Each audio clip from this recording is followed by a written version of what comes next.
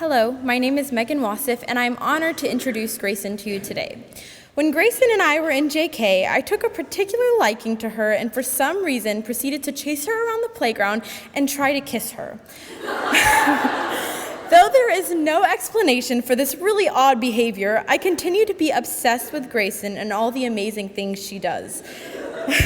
She is smart, she takes action on things she cares about, and most importantly, she speaks the truth when no one else will.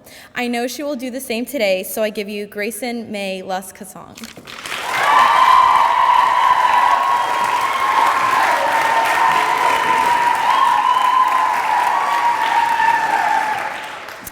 I work at Baskin-Robbins.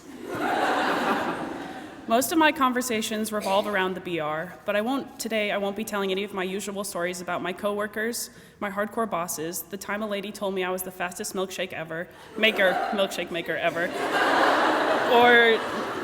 or naming all 40 flavors.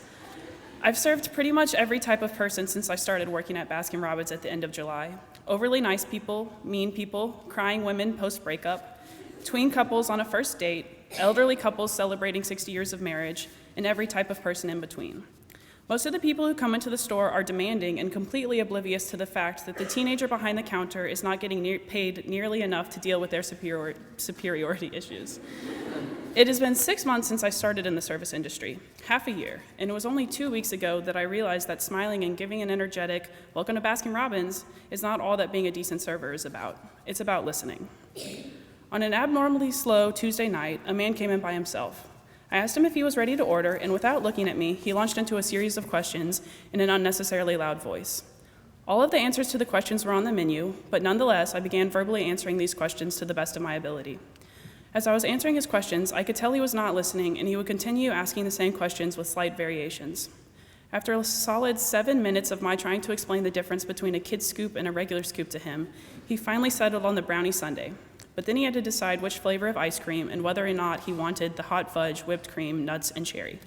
As I was making his sundae, he continued asking me questions about the price compared to various other items on the menu.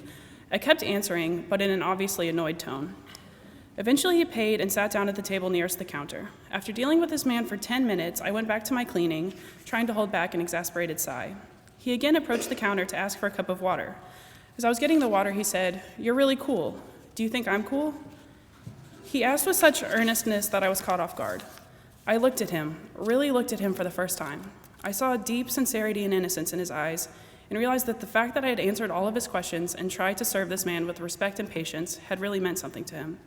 I of course told him that I thought he was cool too, and beaming from ear to ear, he walked to the door telling me that he would see me later. On my very first day, as I was walking from my car into the store, I heard a male voice asking me to give him a minute of my time. Turning to see a man in dirty clothes and carrying bags, I prepared myself to politely say no when he inevitably asked me for money. I was caught off guard when he flashed a huge grin and, noting my shirt, asked if I'd gotten a job at Baskin-Robbins. He then told me that he's homeless, in and out of jail, but trying to make a clean living for himself by washing cars instead of begging. I explained that I unfortunately did not have cash at that moment, but instead of walking away dejectedly, he thanked me for being a kind soul. Addressing the Star in My Seat bumper sticker on my car, he declared that he was going to call me Star.